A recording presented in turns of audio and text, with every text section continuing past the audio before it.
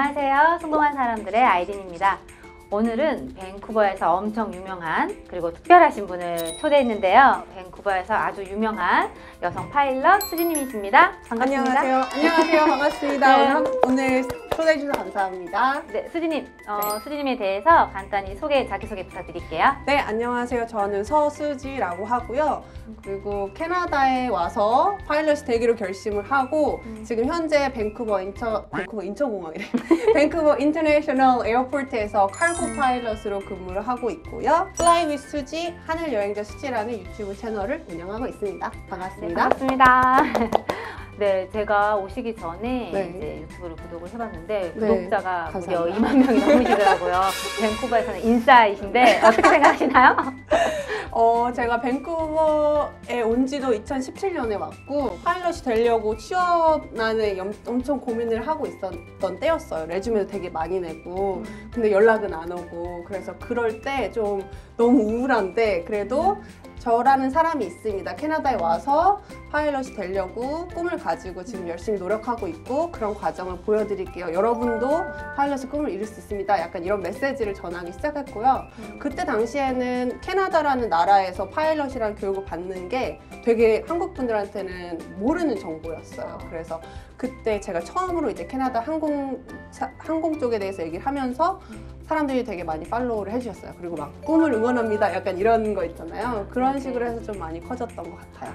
네, 제가 아무래도 직업이 또 이민 컨설턴트이다 보니 네. 직업병이 있는 것 같아요. 그 영상을 보면서 수지님이 어떻게 영주권을 받으셨을까 하는 또 생각이 들더라고요. 네. 질문이 이제 생기더라고요. 네. 혹시 어떻게 영주권 받으셨을까요? 네, 저 같은 경우에는 파일럿 교육을 받으면서 영주권을 받은 케이스는 아니고요. 저는 맨 처음에 올 때 한국에서 대학교 졸업하고 워킹 홀리데이로 이제 1년 정도 있으려고 왔어요. 그러다가 이제 캐나다에서 파일럿이 될 수 있는 걸 알게 된 다음에 이제 정착을 하기로 결심을 한 케이스예요. 그래서 그때 제가 맨 처음에 워킹 홀리데이로 직업을 구했던 게 엄청 시골 마을 사스카추완 줄 아시나요?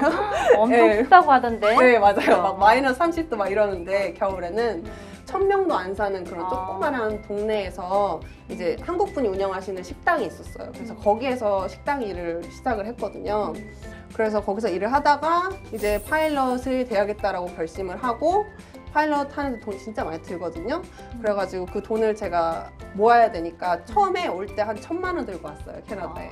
그래서 열심히 막 일하면서 돈을 모으고 그리고 그 과정에서 이제 워크 퍼밋을 받고 영주권을 진행을 하고 그리고 영주권을 받을 때쯤에 이제 비행 교육에 약간 박차를 가해서 자격증을 따고 이제 밴쿠버로 넘어온 케이스예요. 그래서 저 같은 경우에는 파일럿으로 이제 영주권이 아니고 그냥 일반 취업 이런 걸 통해 가지고 이제 영주권을 한 케이스예요.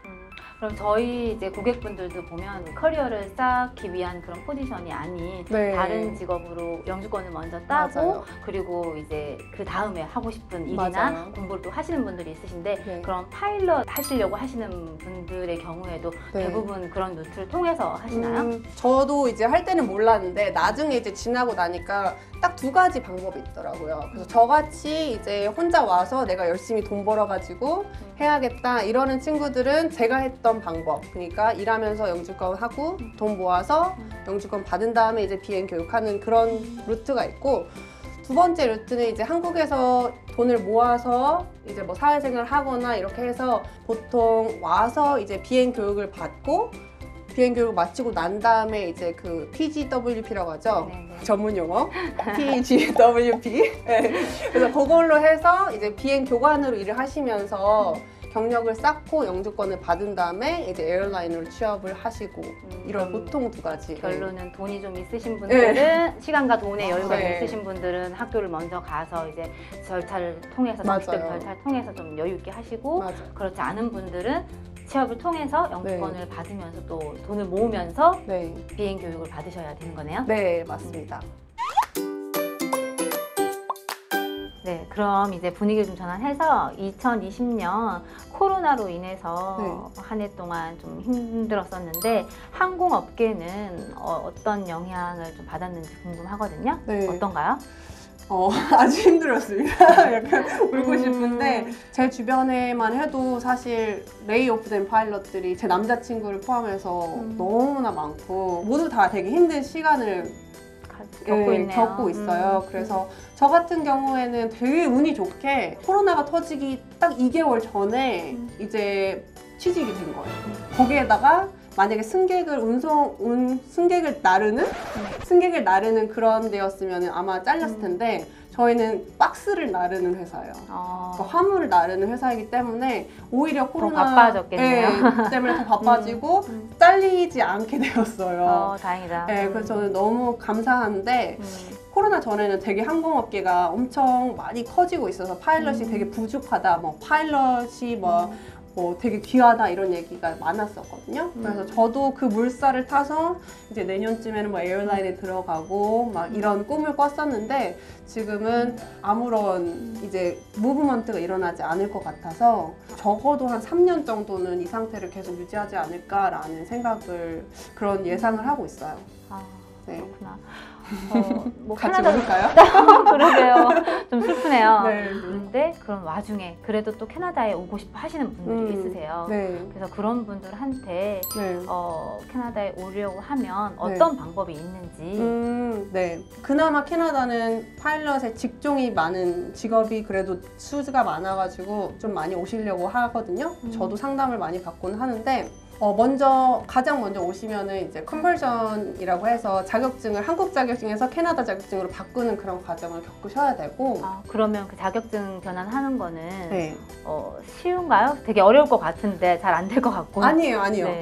쉬워요. 생각보다 되게 쉬워요. 그러니까 뭐 그 컨버전 자격증 전환 같은 경우에는 시험이 따로 없어요. 비행 시험이 따로 없고 그냥 가서 신체 검사 받고 그리고 뭐 필기 시험 같은 거 보고 그 정도만 하면은 컨버전이 가능하다고 알고 있어요. 어떻게 보시면 되냐면 한국에서 우리 한국 운전면허 자격증 있잖아요. 그거 캐나다에 와서 쓰려면 캐나다의 ICBC 가서 캐나다 자격증으로 전환해야 되잖아요. 그거랑 똑같은 개념이에요. 그래서 한국에서 땄던 미국에서 땄던 캐나다에 와서 캐나다 신체 검사 받고 그 자격증 전환하는 그 과정만 겪으시면 돼요.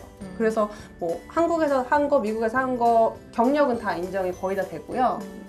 그거는 어려운 게 없는데 조금 고민하셔야 될 부분은 만약에 교관으로 일을 하시건 아니면 뭐 에어 택시 파일럿으로 일을 하시건 어쨌건 지금 캐나다에도 캐네디언 파일럿들이 많이 지금 일을 구하고 있는 상황이잖아요. 네, 그래서 제가 지금 그게 궁금했어요. 그분들이 네. 자격증만 변환을 하면 네. 여기서 취업하는 게 쉬울까? 네. 가능한가 현실적으로? 네.